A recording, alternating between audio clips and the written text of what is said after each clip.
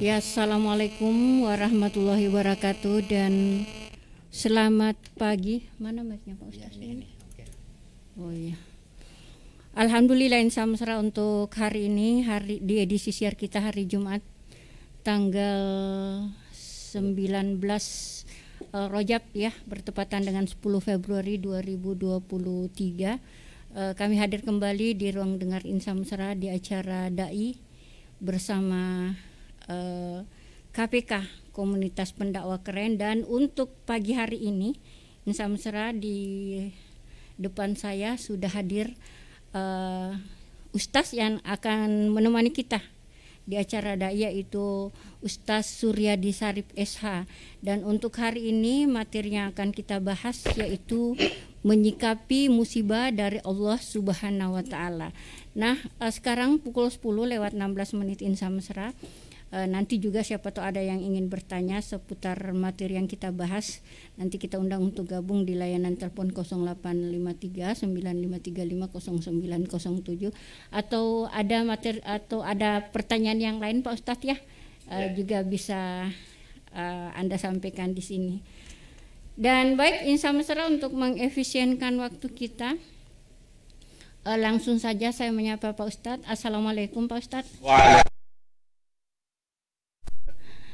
Apa kabar ini Pak Ustadz? Alhamdulillah. Sehat ya. Selalu alhamdulillah Pak Ustadz. Selalu alhamdulillah. Misalkan Bang Aci saat ini lagi sakit, alhamdulillah. Alhamdulillah juga ya. Kenapa dibilang alhamdulillah ya? Karena masih sakit.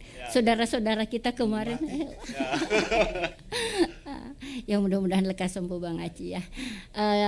Kabarnya alhamdulillah. Kemudian Pak Ustadz, tadi saya sudah sampaikan materi yang akan kita bahas hari ini ya, yaitu menyikapi musibah dari Allah Subhanahu wa taala. Kayaknya menarik sekali materi kita hari ini Pak Ustadz. Kenapa? Karena emang akhir-akhir ini sepertinya Tuhan Tuhan mengingatkan kita dengan musibah yang menimpa kita, menimpa saudara-saudara kita. Ya, di Turki sama iya, di Papua? Di Papua ada. Oh, kalau iya di Papua gempa bumi ya. Dan baik, untuk mengefisienkan waktu kita, langsung saja saya persilahkan Pak Ustadz. Silakan. Ya. Bismillahirrahmanirrahim. Assalamualaikum warahmatullahi wabarakatuh. Waalaikumsalam warahmatullahi wabarakatuh. Hamdan wa syukran lillah wa sallu ala rasulillah Sayyidina Muhammad ibni Abdillah wa ala alihi wa ashabihi wa mawala. Alhamdulillah, senantiasa kita bersyukur kepada Allah Subhanahu wa taala segala nikmat yang Allah berikan kepada kita. Kalau kita melihat ulama-ulama kita terdahulu, jika Allah Subhanahu wa taala memberikan ujian kepada mereka, justru mereka menyikapi ujian yang diberikan Allah itu dengan senantiasa memperbanyak kalimat alhamdulillah. Artinya bersyukur Pak Ustaz. Bersyukur kepada Allah Subhanahu wa taala. Cara mereka ulama-ulama kita menyikapi ketika Allah memberikan ujian kepada mereka. Karena mereka berpikir, ulama-ulama kita berpikir bahwasanya ketika Allah memberikan ujian, maka sesungguhnya Allah memberikan perhatian kepada kita, dan Allah ingin kita juga kemudian senantiasa bersandar kepada Allah. Dan ketika Allah memberikan ujian, maka kata Nabi, salah satu jalan diangkatnya derajat seorang hamba adalah ketika ia diberikan.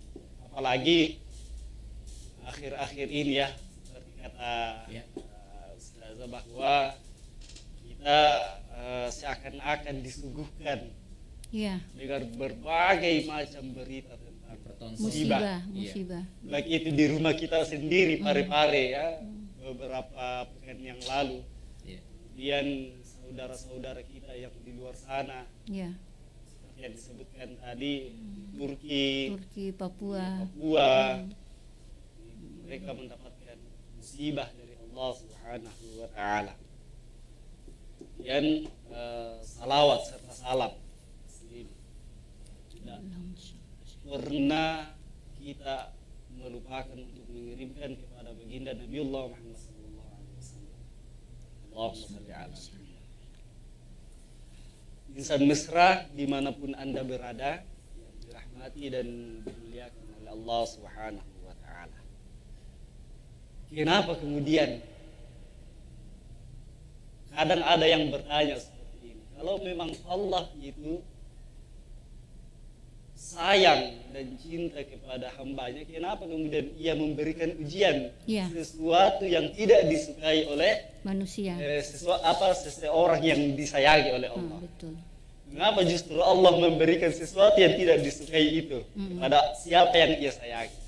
Ini pertanyaan kayaknya manusiawi, Pak. Ya, manusiawi ya. Kalau memang Allah sayang kepada kita, kenapa mesti Dia menurunkan musibah itu kepada kita? Kalau kita pikir secara manusiawi, ya kenapa Allah? Yang jelas kalau diturunkan musibah, otomatis kita ini menderita. Ya, betul. Terus gimana ini, Pak Ustadz? Maka inilah yang akan kita bahas pada kesempatan ini. Apa kemudian yang harus kita lakukan dalam hal menyikapi, dalam hal membuat kita sadar bahwasanya Allah tidak memberikan sesuatu atau Allah tidak menjadikan sesuatu kecuali ada hikmah yang besar di baliknya.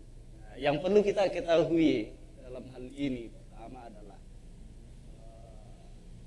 seperti apa sih sebenarnya itu musibah, bagaimana kemudian bentuk-bentuk musibah itu, jenis-jenis musibah itu. Musibah itu atau musibah itu bisa kita golongkan dalam beberapa tipe, beberapa golongan.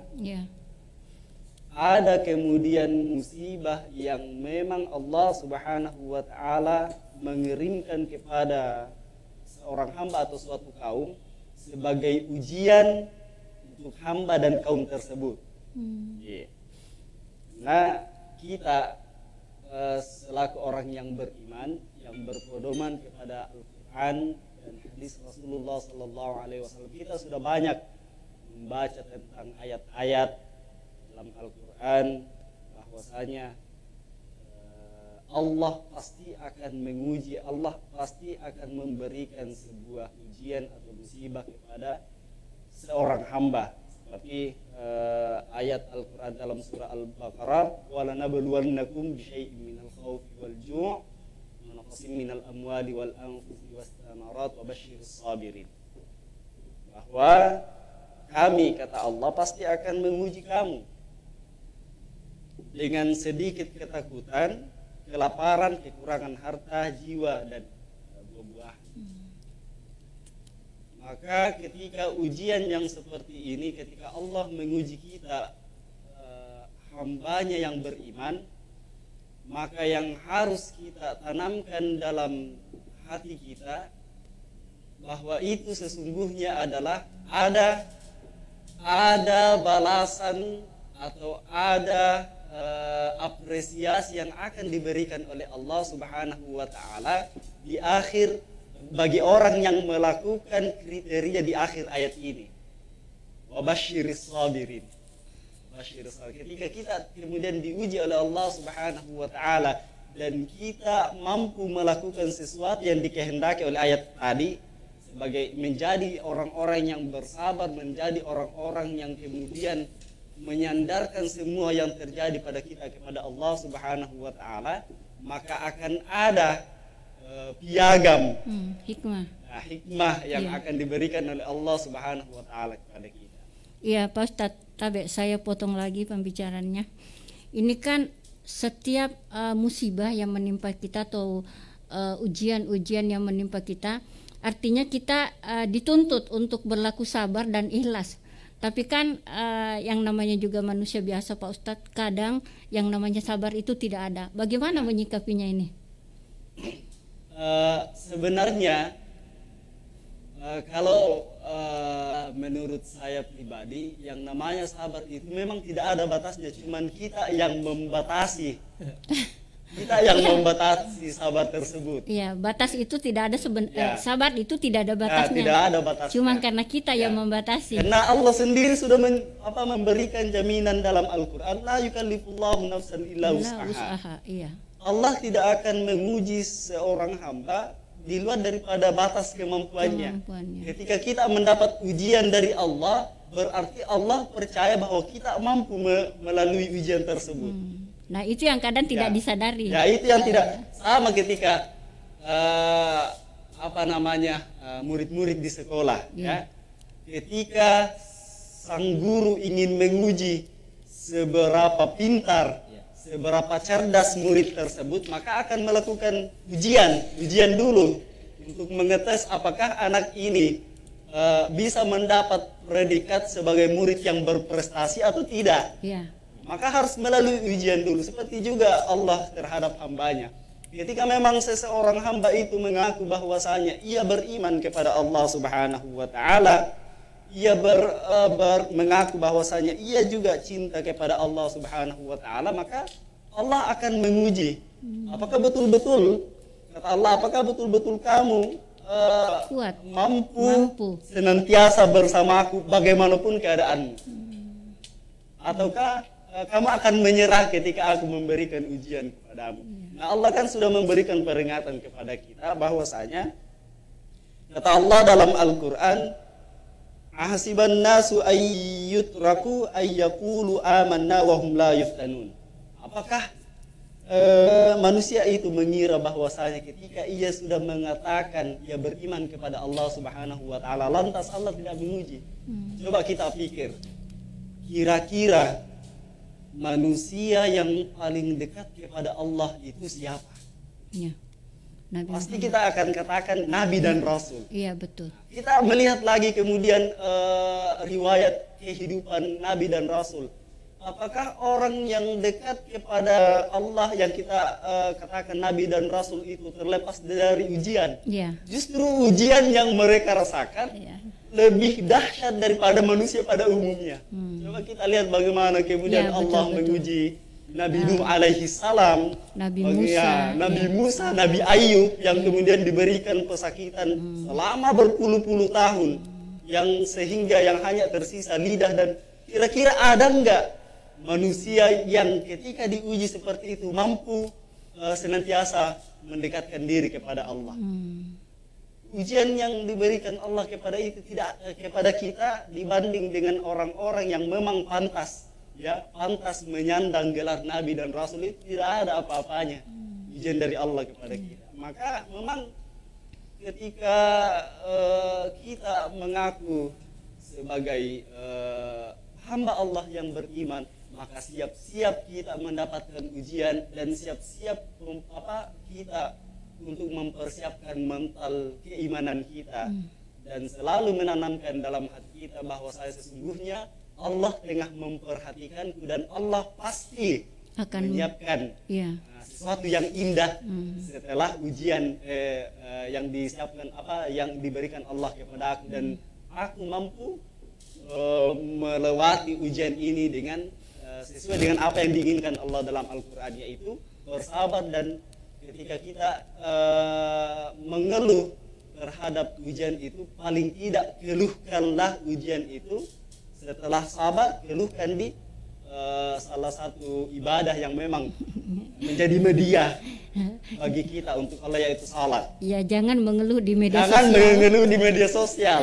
Ya, tidak apa-apa mengeluh di media sosial, tapi perbanyaklah mengeluh kepada Allah Subhanahu wa Ta'ala, karena mana mungkin Allah memberikan media seperti itu kalau Allah tidak memberikan jalan keluarnya. Ya, betul. Karena janji Allah itu nyata. Ada mukallam yang mengatakan bahwa janji Allah itu nyata, lebih nyata dari terbitnya matahari di timur dan tenggelam di barat.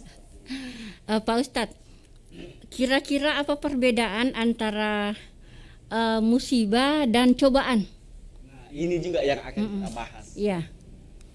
Ya, insan mesra yang dimuliakan dan dirahmati oleh Allah Subhanahu wa Ta'ala. Kalau dipikir apa sebenarnya antara ujian dan cobaan itu hampir sama sebenarnya. 11-12. Kembali kepada asal kata, uji dan coba.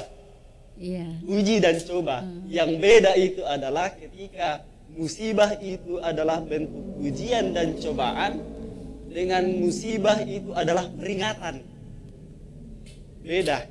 Karena ketika dikatakan musibah adalah sebuah peringatan, berarti musibah merupakan efek daripada hasil perbuatan yang dilakukan oleh manusia. Ya. Karena Allah sendiri sudah memperingatkan, sekali lagi Allah memperingatkan kepada kita dalam Al-Quran bahwa wa ma asabakum min musibatin fa bima kasabat aydikum. Tidaklah terjadi musibah melainkan merupakan hasil daripada buah tangan perbuatan tanganmu sendiri.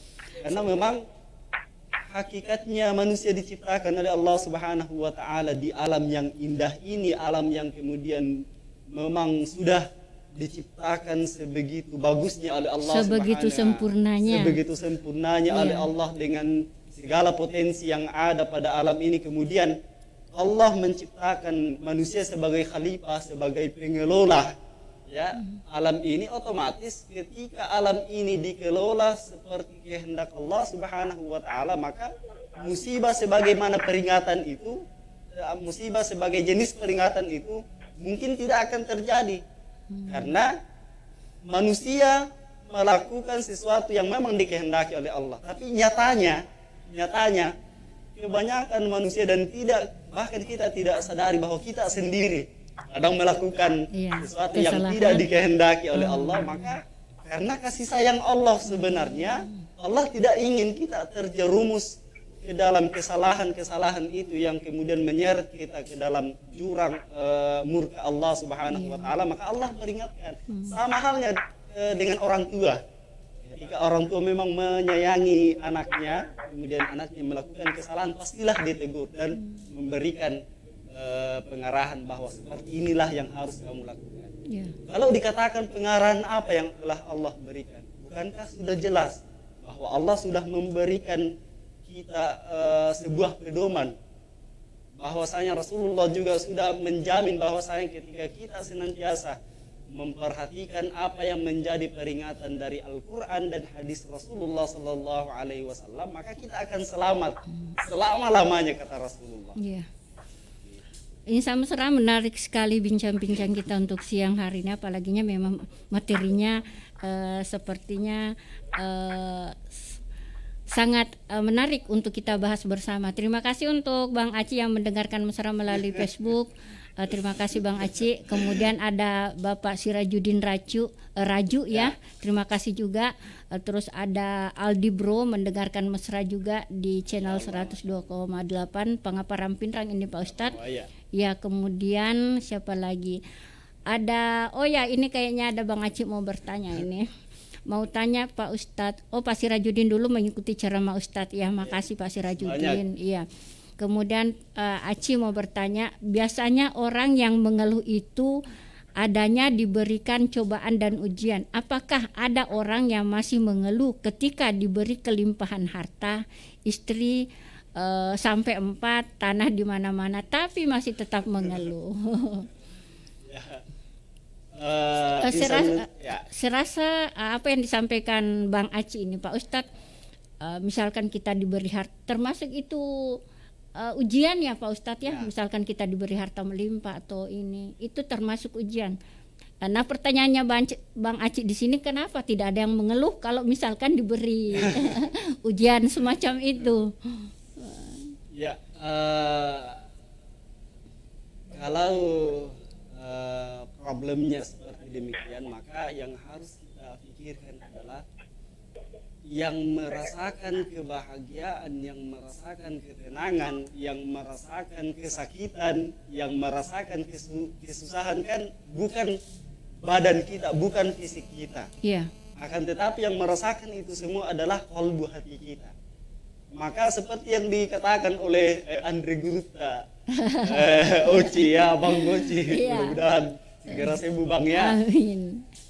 seperti yang dikatakan, yang menjadi contoh dalam hal ini, kelebihan harta itu hanya sesuatu yang kemudian dirasakan oleh fisik, bukan dirasakan oleh hati.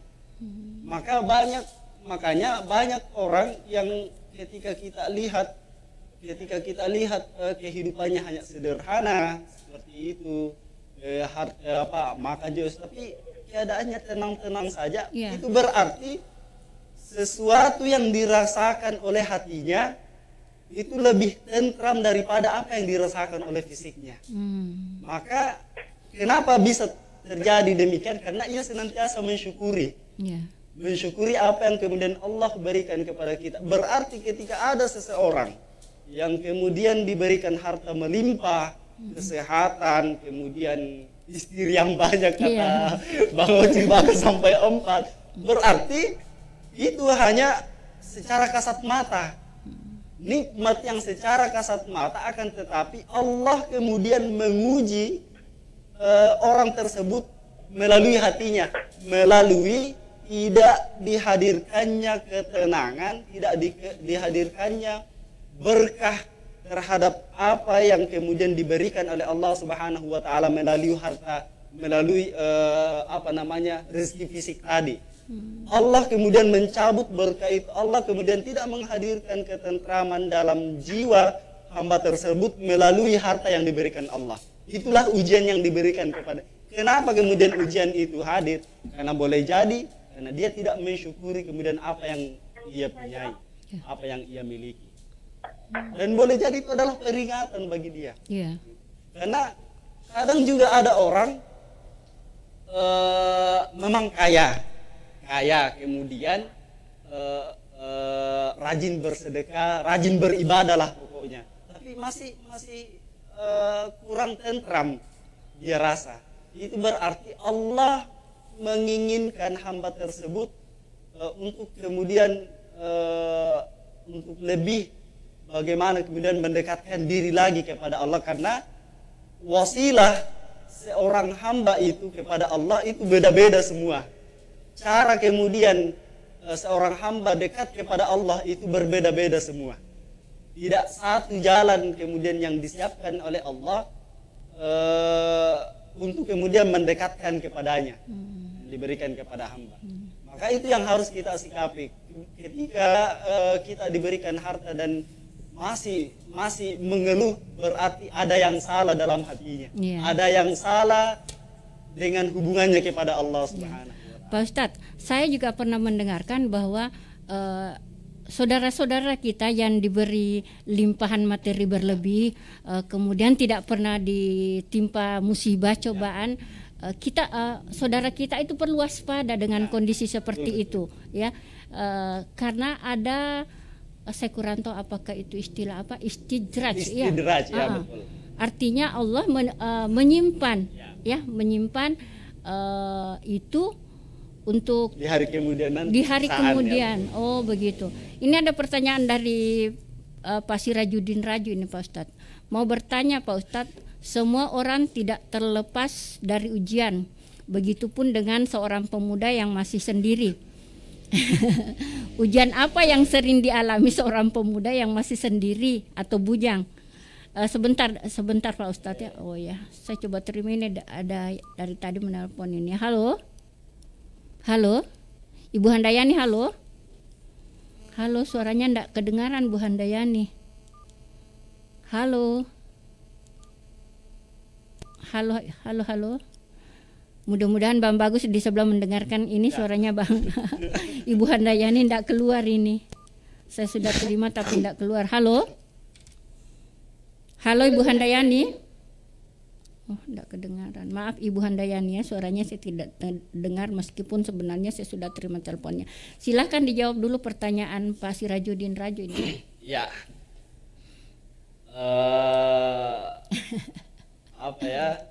Pemuda yang masih sendiri ya. Bagaimana kemudian menyikapi ujian tersebut? Ini termasuk ujian Pak Ustaz? Kalau saya pikir sebenarnya bukan ujian.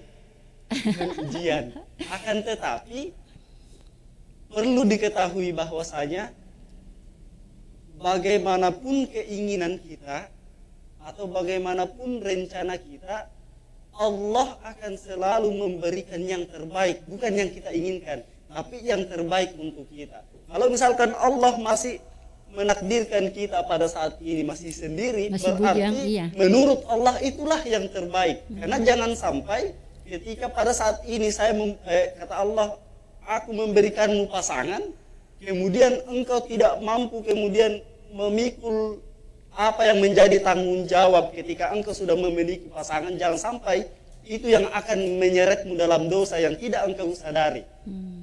Artinya Allah selalu tahu apa yang terbaik untuk kita. Tetapi dalam kasus ini kita juga tidak boleh pasrah begitu saja. Harusnya ada usaha juga. Harus ada usaha. Pak Sirajudin harus ada usaha ini. Kalau Pak Sirajudin ini guru saya ini, kalau beliau bertanya seperti ini bukan secara personal kayak karena beliau atau mungkin ada dia mewakili suara teman ya, mewakili suara minoritas. Masya Allah. Astagfirullah. Saya coba terima dulu. Halo.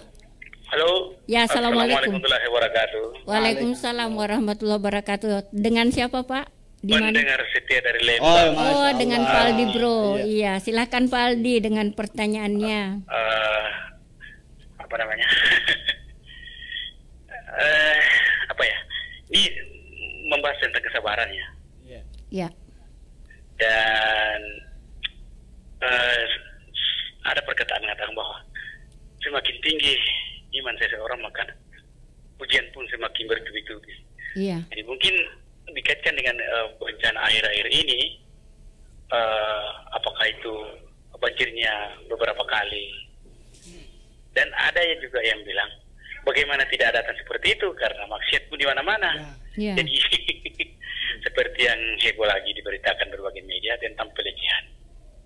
Itu kan termasuk maksiat yang sangat sangat miris mendengarnya. Harga warga Pindrang juga sempat mendengarnya. Ini kan apa ya? Maksiat yang dilakukan oleh seseorang yang kalau dipikir-pikir tidaklah terjadi. Nah mungkin ini ya semuanya yang mengundang katanya bencana. Jadi ujilah kesabaran untuk kita bersabar dan bersabar terus. Ya. Bagaimana tanggapannya Ibu Ustaz? Assalamualaikum warahmatullahi wabarakatuh. Waalaikumsalam warahmatullahi wabarakatuh. Ujian datang, musibah datang Pak Ustadz. Menurut Pak Aldi Bro ini tadi, mungkin karena banyaknya maksiat, ya, di mana-mana banyak maksiat. Menurut Pak Ustadz ini bagaimana? Ya, terima kasih atas pertanyaan yang diberikan oleh saudara. Mudah-mudahan saudara Aldi Bro ya yang ada di Pangaparang, senantiasa dijaga oleh Allah Subhanahu wa taala dan keluarga. Kalau menanggapi hal tersebut, kembali lagi tadi bahwasanya musibah yang diberikan Allah Subhanahu wa taala kepada hambanya itu sesungguhnya ada 3. Kalau kita mau lihat secara garis besar, bahwasanya ada ujian musibah yang diberikan Allah memang bentuk ujian dan cobaan dari Allah Subhanahu wa taala, ada juga yang bentuk peringatan. Dan boleh jadi apa yang terjadi akhir-akhir ini itu merupakan peringatan dari Allah Subhanahu wa taala kepada kita, mengingat memang tidak bisa dipungkiri terutama dalam persoalan akhlak. Nah, ini perlu dibedakan bahwasanya akhlak dan adab itu berbeda. Akhlak dan adab, dan yang paling rusak pada saat sekarang ini adalah akhlak, sesuatu nilai kebaikan yang memang datangnya dari Allah Subhanahu wa taala. Itu yang rusak sekarang, sehingga contoh kasus yang diangkat oleh saudara kita tadi mungkin bisa jadi itu adalah penyebab kemudian Allah Subhanahu wa taala memberikan peringatan terhadap kita bahwasanya hati-hati. Engkau sudah melenceng daripada hakikat penciptaan manusia. Karena kalau kita pikir ya, sebenarnya memang ketika Allah Subhanahu wa taala ingin menciptakan kita, ingin menciptakan Nabiullah Adam alaihissalam sebagai bapak kita semua, ya. Itu kalau kita lihat dalam Al-Quran, memang sudah ada kekhawatiran daripada malaikat. Yeah. Dan kekhawatiran itu terjadi sekarang. Terjadi sekarang bahwasanya malaikat protes kepada Allah, kenapa engkau ingin menciptakan makhluk yang hanya akan menumpahkan darah, hanya akan berbuat kerusakan di bumi. Maka apa kata Allah, inni a'lamu ma la ta'lamun. Sesungguhnya aku mengetahui apa yang engkau tidak ketahui. Nah, ketika kita melakukan sesuatu yang Allah tidak sukai, yang kemudian di luar daripada sunnatullah, seolah-olah kita membenarkan apa yang menjadi kekhawatiran malaikat. Yeah. Maka Allah kemudian memperingatkan kepada kita, engkau itu, manusia itu adalah makhluk ciptaan Allah yang terbaik, ahsani taqwim. Yeah. Maka ketika engkau melakukan sesuatu yang di luar daripada konsep penciptaan, aku peringatkan supaya engkau kembali kepada hakikat penciptaan sebagai ahsani taqwim. Yeah. Dan boleh jadi apa yang kemudian menimpa kita adalah peringatan daripada Allah Subhanahu wa taala, karena kita sudah melenceng daripada hakikat ahsani taqwim yang diinginkan oleh Allah sebagai hakikat penciptaan kita. Iya. Dan seperti yang saya katakan tadi, ujian musibah bisa jadi sebuah ujian, bisa jadi sebuah peringatan, dan bahkan ujian itu bisa menjadi sebagai laknat Allah Subhanahu wa taala. Azab ini Pak Ustaz. Azab Allah.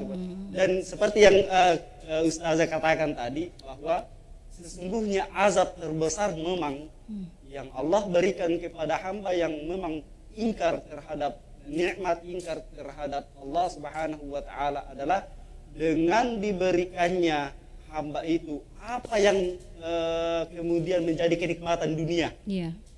Tanpa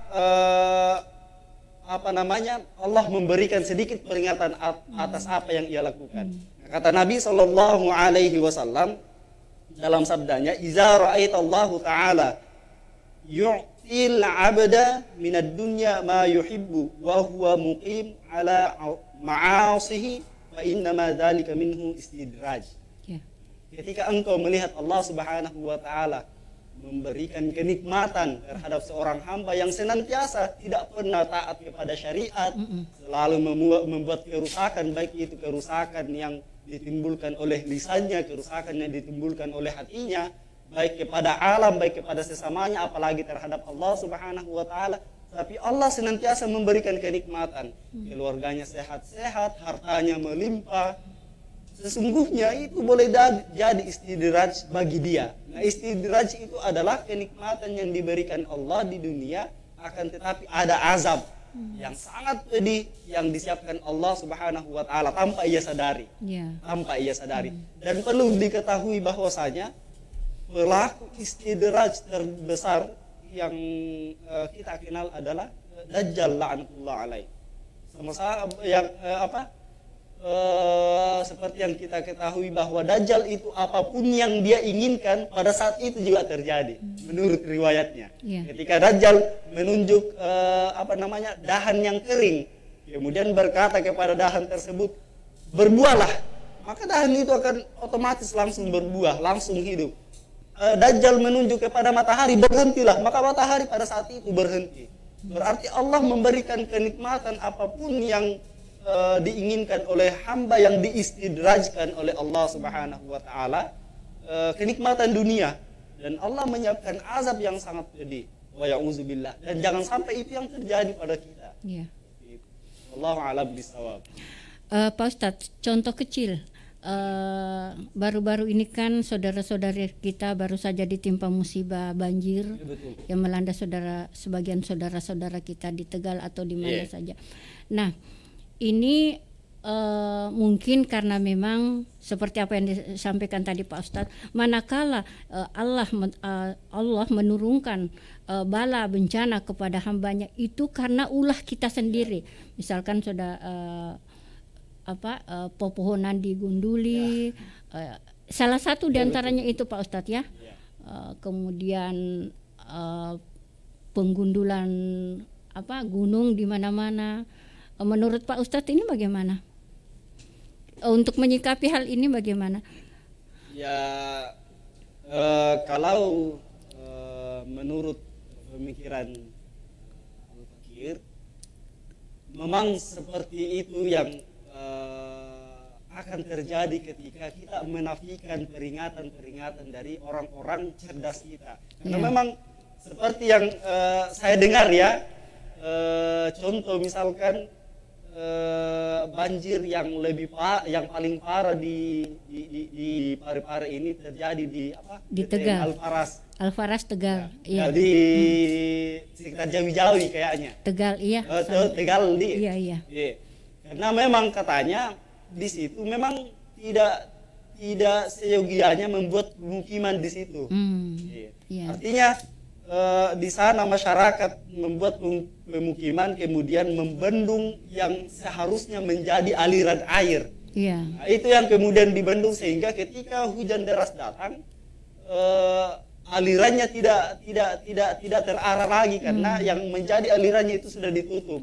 Mungkin seperti itu yang sesuatu yang seharusnya tidak dilakukan karena akan ada efeknya ketika ada sesuatu yang terjadi. Contoh ketika hujan terjadi dan hal itu dilakukan, maka itu akan menyebabkan banjir dan boleh jadi inilah yang terjadi. Seharusnya tidak kita lakukan, malah kita nafikan. Seperti itu. Seperti misalkan di pesisir sana kan Pak Ustadz gunung sudah gundul, ya, betul. Padahal sebenarnya di sana harus rimbun dengan pepohonan untuk menahan air manakala turun hujan Pak Ustadz ya. Melakukan penebangan di mana-mana sehingga air tidak ada lagi resapannya begitu. Maka itulah yang menjadi efek seperti yang diperingatkan Allah tadi bahwa saya tidaklah terjadi musibah melainkan itu hasil daripada apa yang engkau lakukan sendiri. Seperti itu.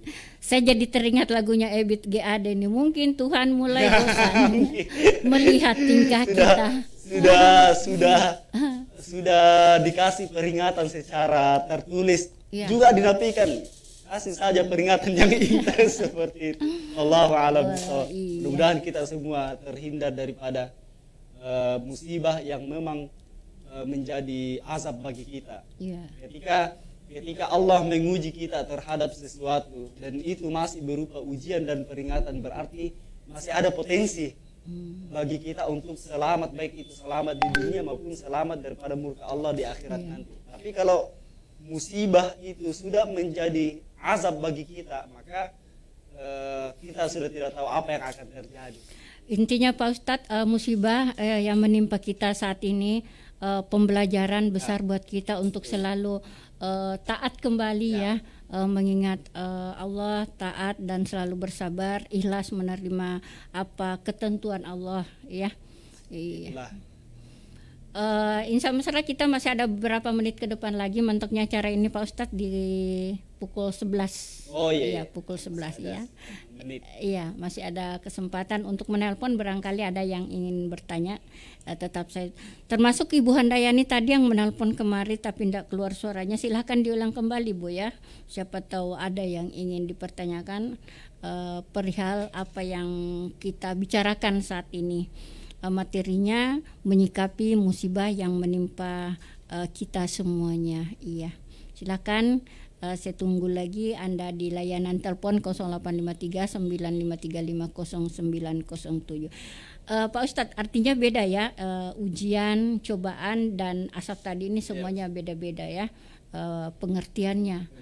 Iya, kalau asap itu diturunkan kepada mereka, murka Allah betul-betul kepada satu kaum barangkali ya. Memang tidak ada lagi potensi kesadaran bagi mereka. Betul-betul sudah berapa kali, sudah berapa peringatan yang diberikan Allah kepada mereka, sudah berapa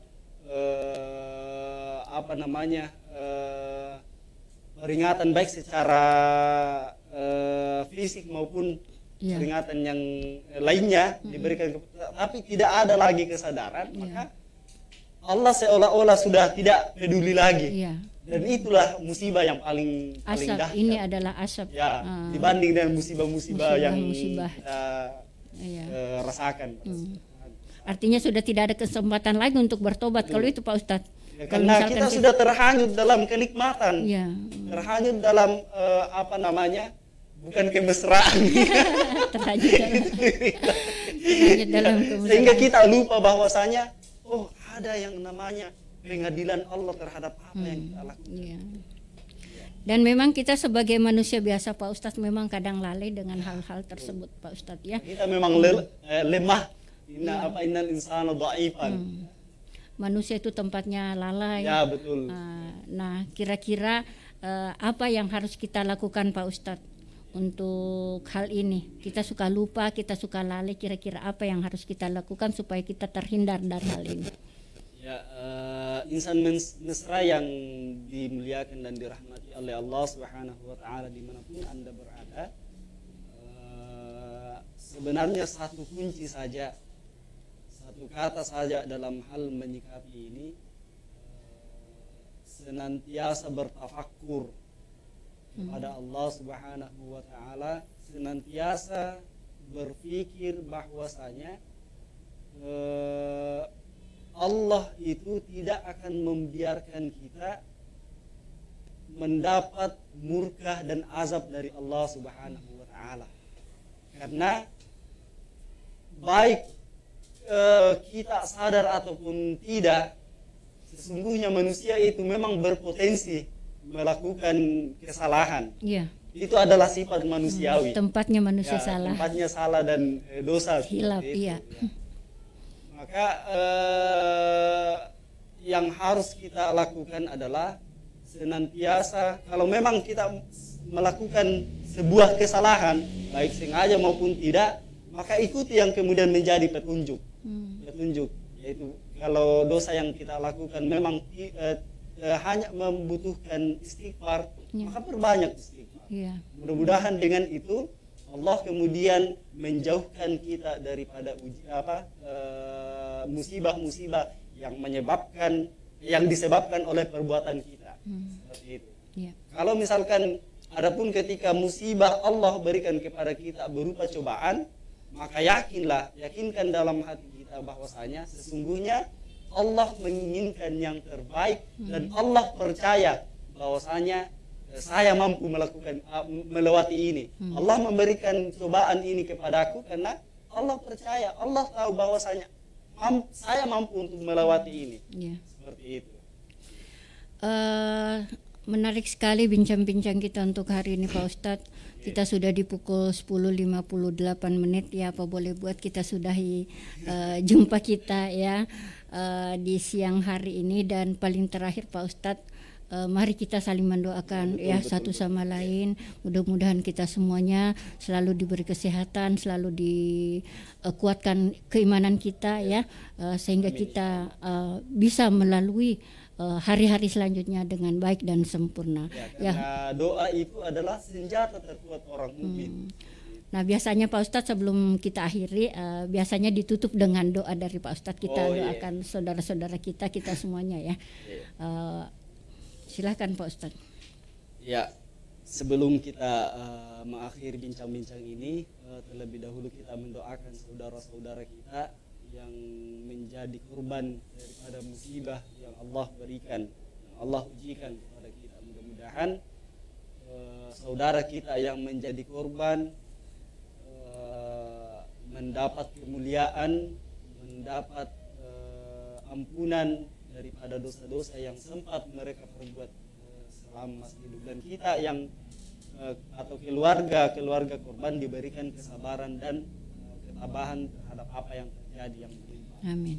Bismillahirrahmanirrahim. Alhamdulillahirabbil alamin. Allahumma shalli wa sallim wa barik ala sayyidina Muhammad fil awwalin wal akhirin. Allahumma rabbana la ilaha illa anta khalaqtana wa nahnu 'abiduka wa 'abduka mustata'na. Amin. Na'udzubika min syarri ma sana'na wa nabu laka bi ni'matika 'alaina wa nabu laka bi dhanbina faghfir lana fa innahu la yaghfiru dhunuba illa anta ya 'aziz ya rabbal alamin. Amin. Allahumma rabbana zalamna anfusana. Ya Allah, kami senantiasa menzalimi diri kami ya Allah. Fa illam taghfir lana, apabila Engkau tidak mengampuni kami ya Allah, lanakunanna minal khasirin. Maka kamilah manusia yang serugi-ruginya. makhluk, serugi-ruginya hamba ketika Engkau tidak memberikan ampunan. Allahumma ighfir lahum warhamhum wa'afihim wa'afu anhum wa akrim nuzulahum wa wasi' mudkhalahum. Allahumma dafa'anna al-ghala wal bala wal waba wal fakhsha'i wal munkar wasiyuf al mukhtalifa wa syada'id wal mihana ma zahara minha wa ma batan an baladina hadha farifari khassah wa min buldanil muslimina amma innaka ala kulli syai'in qadir. Rabbana atina fid dunya hasanah wa fil akhirati hasanah wa qina azaban nar. Shalli Allahumma ala khair khalqi sayyidina Muhammad walhamdulillahi rabbil alamin. Wassalamualaikum warahmatullahi wabarakatuh. Waalaikumsalam warahmatullahi wabarakatuh.